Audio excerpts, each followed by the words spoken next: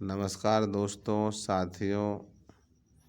आज हम लोग जो है क्लास 10th का साइंस का मॉडल सेट 2 देख रहे हैं, जो वस्तुनिष्ठ आधारित होगा। ऑब्जेक्टिव टाइप फॉर 40 क्वेश्चन आएगा, उसको किस तरह से बना सकते हैं। और ये ऑनलाइन सेट है, इनके आने के चांसेस ज़्यादा है, इसलिए इसको ध्यान से देखिएगा, समझने का प्रयास कीजिएगा। दिक्कत हो तो कमेंट में लिखिएगा कि हमको समझ में नहीं आ रहा है। पहला क्वेश्चन आप लोग को दिखता होगा कि कौन मलेरिया परजीवी का था। निम्नलिखित में कौन मलेरिया परजीवी है। मलेरिया बीमारी जो होता है वो कौन परजीवी की वजह से होता है, तो आंसर उसका होगा प्लाज्मोडियम। अगर पूछे कि मलेरिया परजीवी में जो है इसका खोज कौन किया था, तो उसको रोनाल्ड रोस नामक व्यक्ति ने किया था। दूसरा क्वेश्चन है उत्तम ऊर्जा स्रोत कौन सा है। 4 ऑप्शन है आपके पास, कोयला, लकड़ी, पेट्रोलियम, बायोगैस। तो आप सोचिए किस में सबसे कम धुआं उत्पन्न होगा, तो बायोगैस में सबसे कम उत्पन्न होगा धुआं। बायोगैस मतलब हो गया आपका एक तरह से मीथेन, सीएनजी जिसको बोलते हैं, कंप्रेस्ड नेचुरल गैस वो। क्वेश्चन नंबर 3 को देखिए, सल्फर का बाह्यतम कक्षा में इलेक्ट्रॉनों की संख्या कितनी है। आप जरा इसको देखिए, हम पेज में लिखे हैं, दिख रहा होगा। सल्फर का परमाणु संख्या 16 होता है, इलेक्ट्रॉनिक विन्यास करेंगे 2 8 6 आएगा, तो बाह्यतम कक्षा में 6 इलेक्ट्रॉन होता है उसका। इस तरह से आप किसी का भी निकाल सकते हैं। तो फिलहाल ये हम लोग ऑब्जेक्टिव में पढ़ रहे हैं, आगे डिटेल में भी देखेंगे। तो सल्फर का जो होगा बाह्यतम कक्षा में 6 इलेक्ट्रॉन होगा। यहाँ तक आपको कोई दिक्कत नहीं होना चाहिए। मानव हृदय में कोष्ठकों की संख्या कितनी होती है, तो हमारे दिल में 4 घर होते हैं। बायां निलय, बायां निलय, दायां निलय, बायां आलिंद, दायां आलिंद, यानी दिल में 4 घर होगा, याद रखिएगा। कोष्ठक यानी चैम्बर भी आपको पूछ सकता है। कवक में पोषण की कौन सी विधि पाई जाती है। कवक जो होता है वो मृत जीवी है, सड़े गले पदार्थों को, मरे हुए जीवों को खाते हैं ये कवक। यहाँ तक आपको कोई दिक्कत नहीं होता होगा, देख लीजिए। देखिए, तो बोल रहा है कौन सा असंतृप्त हाइड्रोकार्बन है। देखिए, संतृप्त हाइड्रोकार्बन जो होता है उसका जितना कार्बन होगा जरा देख सकते हैं, जितना कार्बन होगा ना, हाइड्रोजन उसका 2 गुना से अधिक होगा। अगर ये 2 है तो ये 6 होगा। ये संतृप्त का पहचान है। अगर ये 1 है तो ये 4 होगा, 2 गुना से 2 अधिक होगा। तो उसका फॉर्मूला ही होता है अल्केन, ऐसे सूत्र होता है अल्केन, उसका अल्केन होता है सूत्र। तो अल्केन उसका नाम है, संतृप्त हाइड्रोकार्बन का सूत्र होता है CnH2n+2। मतलब कार्बन से 2 ज़्यादा H होगा। तो ज़रा यहाँ देखिए, हम लोग ऑप्शन को ट्राई करते हैं, बहुत ही इम्पोर्टेंट क्वेश्चन है। यहाँ देखिए, C एक ठो है तो 2 गुना, मतलब 2 से 2 अधिक है, 4 यानी ये संतृप्त है। असंतृप्त पूछा है। यहाँ सी देखिए, 2 है तो 2 दूना 4 से 2 अधिक है 6, ये भी संतृप्त हो गया। इसमें देखिए 2 है तो 2 दूना 4 है, 2 गुना है, 2 गुना से 2 अधिक होना चाहिए। इसका सही जवाब तीसरा ऑप्शन सही है। ये असंतृप्त हाइड्रोकार्बन है, बाकी दोनों संतृप्त है। ऐसे क्वेश्चन में ही हम लोग फंस सकते हैं। आगे देखिए, किस लेंस की फोकस दूरी धनात्मक होती है। लेंस पूछ रहा है आपको, कभी आपको जो है दर्पण भी पूछा जाएगा, तो उत्तल का धनात्मक होता है और अवतल का ऋणात्मक होता है। तो उत्तल इसका सही जवाब है। याद रखिएगा, लेंस हो या दर्पण, फोकस दूरी धनात्मक हमेशा उत्तल का होता है, अवतल बोलेगा तो ऋणात्मक होगा। किस लेंस का उपयोग दीर्घ दृष्टि दोष को संशोधित करने के लिए आता है। आप बहुत अच्छा से ओ आ पढ़े होंगे, जरा देख सकते हैं, हम कॉपी में लिख रहे हैं ओ, और एक ठो आता है ऊ, मतलब ओ से हो गया अवतल और ऊ से हो गया उत्तल। 2 गो लेंस आपको याद रखना है, समझिए। तो ओ पहले आता है, तो अवतल लेंस का प्रयोग निकट दृष्टि दोष को दूर करने के लिए किया जाता है। ऊ जो है ओ आ हम लोग जब पढ़ते हैं तो ये लेट से आता है, तो ये दीर्घ दृष्टि दोष को दूर करने के लिए प्रयोग में लाते हैं उत्तल लेंस। तो याद रखिएगा। जरा यहाँ देखिए फिर से क्वेश्चन, आपका क्वेश्चन नंबर 8 है, तो दीर्घ दृष्टि दोष में उत्तल लेंस का प्रयोग होता है, अवतल लेंस में निकट दृष्टि दोष। बोले ओ और ऊ में पहले ओ आएगा, ये तो याद रखिएगा। तो फंसाने के लिए कई तरह के ऑप्शन मिलेंगे, तो ये मेरा ट्रिक जरा है जो याद रखिएगा कि ऊ जो है लेट से आता है, ओ पहले आता है।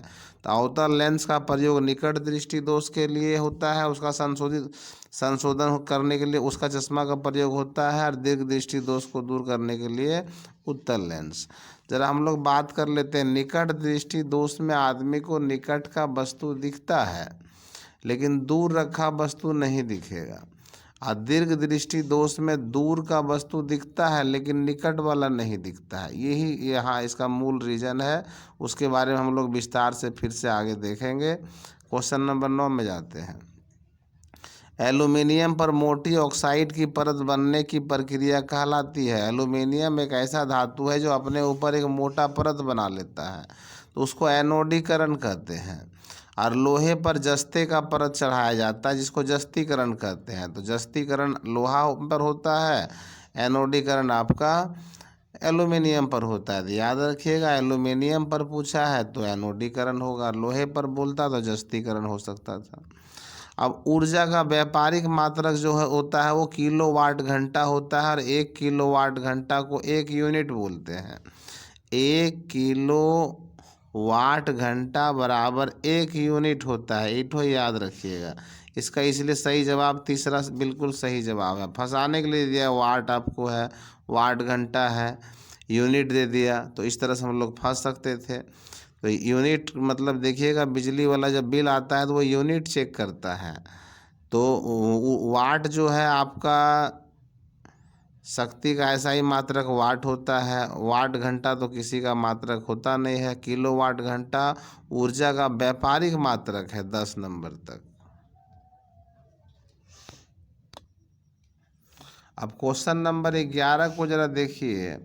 सामान्य नेत्र के लिए दूर बिंदु होना चाहिए। दूर बिंदु अनंत होता है और निकट बिंदु 25 सेंटीमीटर होता है। यहाँ आपको फंसा देगा एग्जाम में। तो दूर बिंदु आप देख लीजिए, मान लीजिए कि बहुत ऊंचे जगह पर चढ़ गए तो बहुत दूर दूर तक आपको दिखेगा। जैसे कुतुब मीनार में चढ़ गए, बुर्ज खलीफा पर चढ़ गए, हिमालय पर्वत में चढ़ गए, तो दूर की कोई सीमा नहीं होती है। लेकिन निकट हम लोग 25 सेंटीमीटर से ज़्यादा नज़दीक नहीं देख सकते हैं। अगर उससे ज़्यादा हम प्रयास करेंगे तो हमारे आँखों का सिस्टम जो है वो गड़बड़ा सकता है। तो दूर बिंदु बोला है तो अनंत होगा, निकट बिंदु बोलेगा तो 25 सेंटीमीटर होगा। क्वेश्चन नंबर 12 को देखिए। हाइड्रोजन के 2 परमाणुओं के बीच कितने आबंध बनते हैं, जरा इसको समझिए। कि 2 हाइड्रोजन है और हाइड्रोजन के पास एक ही इलेक्ट्रॉन है, तो दोनों मिल करके बॉन्डिंग करेगा इस तरह से। इसका 2 हो गया, इसका 2 हो गया, तो कोई भी यौगिक जो बनेगा या तो वो 2 बनाएगा, 8 बनाएगा, 8 बनाएगा, 18 बनाएगा, 18 बनाएगा, 32 बनाएगा, इस सिस्टम से यौगिक बनता है। तो 2 जो बनता है उसको हम लोग इस तरह से भी लिखते हैं कि ये एकल आबंध बना रहा है, एक बॉन्ड, यानी इसका सही जवाब होगा एक आबंध। कौन आबंध? एक आबंध, समझिएगा इसको। अब यहाँ बोलता है कौन सा आहार श्रृंखला का निर्माण करता है। आहार श्रृंखला मतलब देखिए कि जैसे कि आप जरा पहले समझ लीजिए, कल भी हम बात किए थे कि जैसे घास है, घास को बकरी खाया, बकरी को आदमी खाया, और आदमी को जो है शेर खा लिया, मान के चलिए इस तरह से है। तो घास नहीं होता तो क्या बकरी होता? अब बकरी नहीं होता तो क्या आदमी होता? आदमी या तो घास नहीं खाएगा तो कम से कम पेड़ पौधे साग सब्जी तो खाता है ना, चावल वगैरह हमको पौधे से ही मिलता है, ना तो शेर होता। तो ये एक आहार श्रृंखला है, ये याद रखिएगा। तो आहार श्रृंखला कौन बना रहा है इस तरह का पैटर्न, जरा उसको समझिए। तो ऑप्शन में हम लोग आते हैं, तो यहाँ घास, गेहूँ, आम, तो ये तो छट गया, ऐसा ऐसा श्रृंखला नहीं है। बी नंबर में देखिए, घास को बकरी खाएगा और बकरी को आदमी खा जाएगा। तो 2 नंबर मेरा ऑप्शन बिल्कुल सही जवाब है, 2 नंबर। इस तरह क्वेश्चन समझ समझ के पढ़ना है। आप वीडियो को देखते रहिएगा, याद नहीं होगा तो आप 2-3 बार 4 बार करके देखते रहिए, एकदम याद होगा। और एग्ज़ाम में पक्का है कि आपको नंबर अच्छा खासा आएगा। 40 नंबर में कम से कम 30 प्लस ज़रूर उठाइएगा आप लोग। अब कौन अंतःस्रावी बहिःस्रावी जैसा कार्य नहीं करता है, यहाँ क्वेश्चन बोला है, तो इसमें क्वेश्चन में गलत है प्रिंट, नहीं होगा। यहाँ है अंतःस्रावी बहिःस्रावी ग्रंथि जैसा कार्य करता है, तो वो अग्नाशय है, एक ऐसा ग्रंथि है जो अंतःस्रावी और बहिःस्रावी दोनों जैसा कार्य करता है, याद रखिएगा। अग्नाशय तो नहीं, उसमें से हम काट दिए, नहीं होगा उसमें। अब इसमें बोलता है कौन सा कार्बनिक यौगिक सबसे अधिक अभिक्रियाशील है, तो सबसे अधिक अभिक्रियाशील मेरे ख्याल से जहाँ तक हमको जानकारी है असंतृप्त हाइड्रोकार्बन होता है। तो इसमें देखिए तो कार्बन जितना है उसका 2 गुना से 2 अधिक है। ये अल्केन का असंतृप्त हाइड्रोकार्बन 2 है, तो 2 दूना 4 और 2 6 है। यहाँ देखिए 3 है, 3 दूना 6 और 2 8 है। ये 2 है, 2 दूना 4 है। ये असंतृप्त हाइड्रोकार्बन है, तो सबसे क्रियाशील सी होगा। आप इस किताब का आंसर शीट पर विश्वास नहीं कीजिएगा, इस पर बहुत सारा मिस प्रिंट भी है जो आपको नुकसान पहुंचा देगा एग्जाम में। आगे हम लोग देखते हैं क्वेश्चन नंबर 16 को। देखिए दिख रहा होगा आप लोगों को।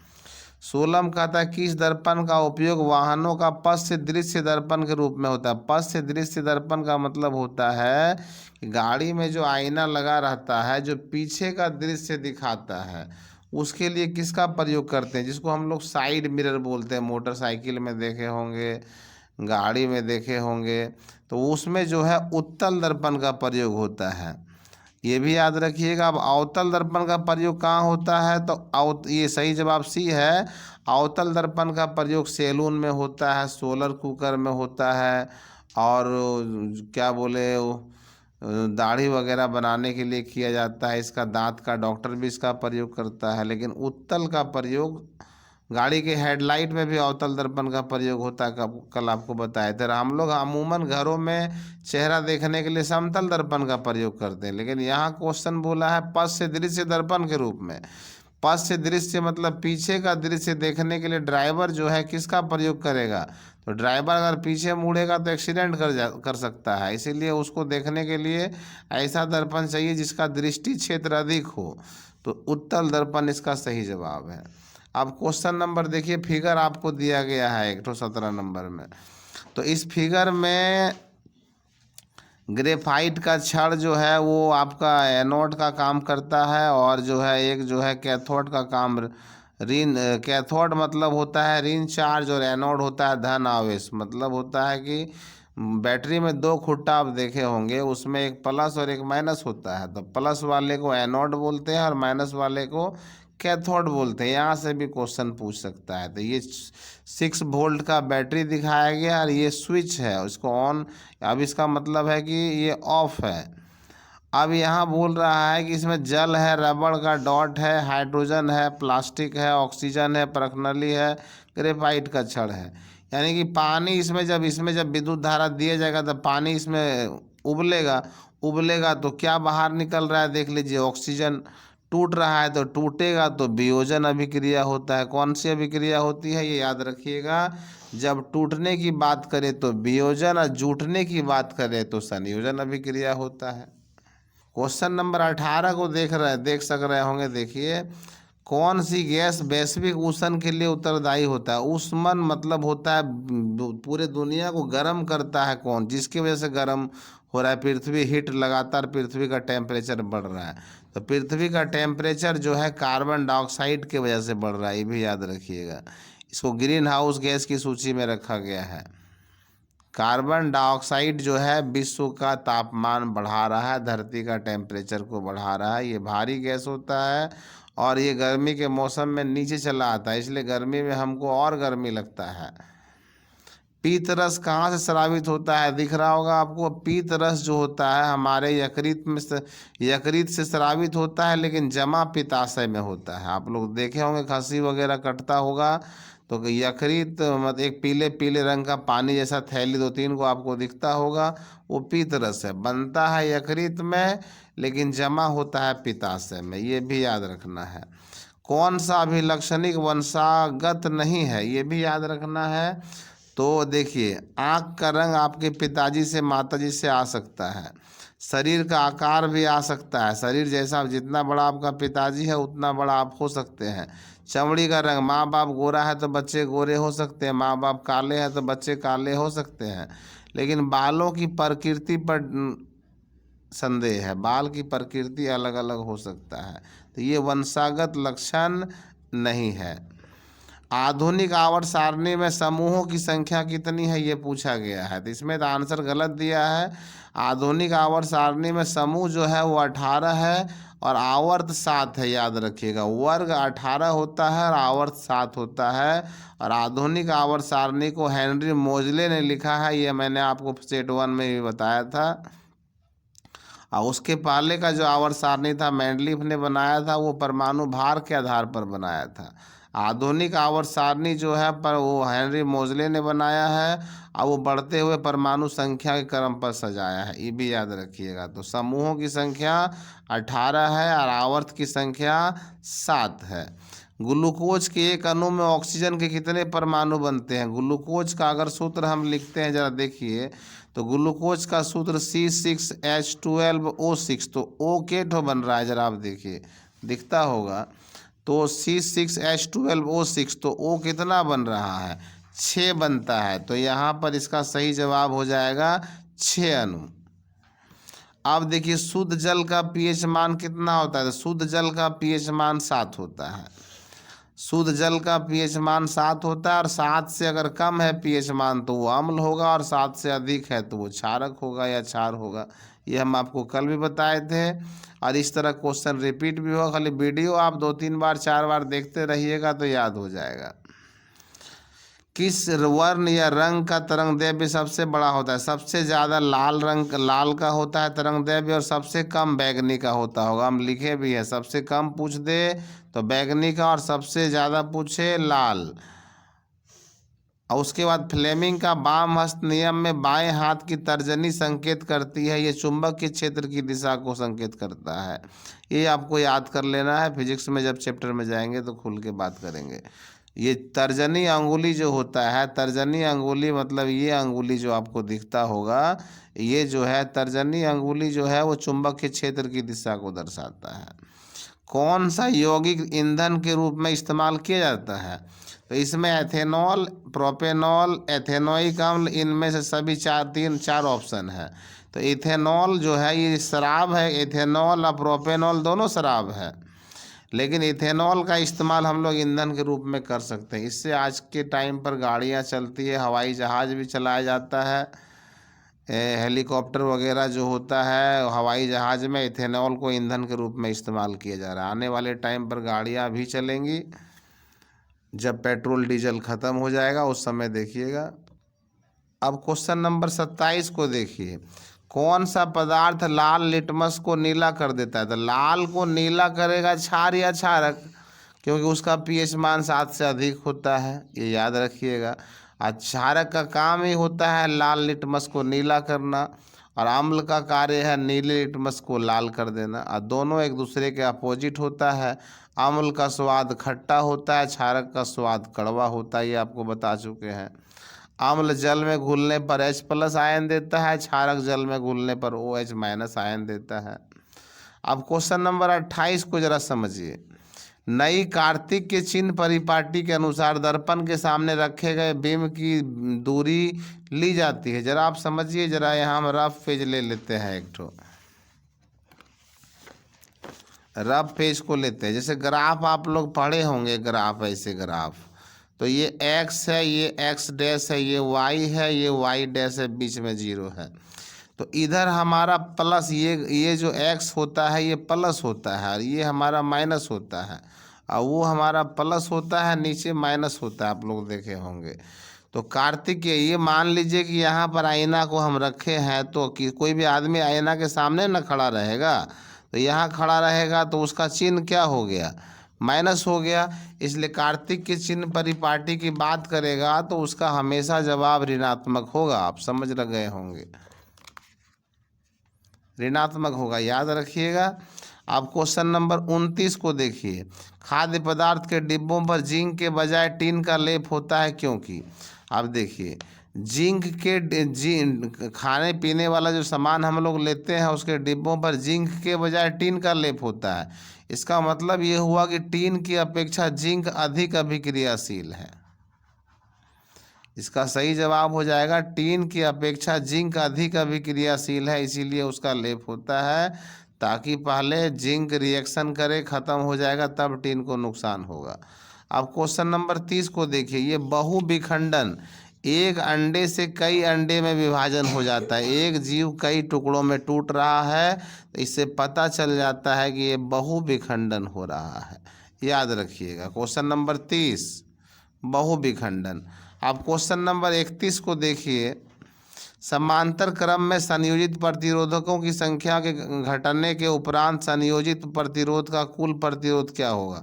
समांतर क्रम में ऐसे प्रतिरोध जो होता है वो घटता है, उसका मान श्रेणी क्रम में बढ़ता है, लेकिन यहाँ बोल रहा है प्रतिरोधकों की संख्या को घटा देंगे तो उसका मान बढ़ जाएगा, यानी बढ़ता है। याद रखिएगा। देखिए 32 नंबर समजात अंक को जरा हम लोग समझते हैं। समजात अंक का अर्थ होता है कि उत्पत्ति के आधार पर समान हो, उसकी बनावट समान होती है लेकिन कार्य के आधार पर अलग अलग होता है। जैसे कि आदमी, जैसे मनुष्य का हाथ समझ लीजिए और पक्षी का डैना, देखिए दोनों कंधे से ही निकलता है लेकिन दोनों का काम क्या होता है, अलग अलग होता है। मनुष्य अपने उस अंग का प्रयोग सामान उठाने में करता है, अब पक्षी उस अपने अग्रपाद से उड़ने का काम करता है, तो उसको समजात अंग बोलते हैं। तो यहाँ ऑप्शन के हिसाब से देखिए तो हमारा हाथ, कुत्ते का अग्रपाद, ये दोनों आगे हैं और दोनों का काम समान है, तो ये तो छट गया।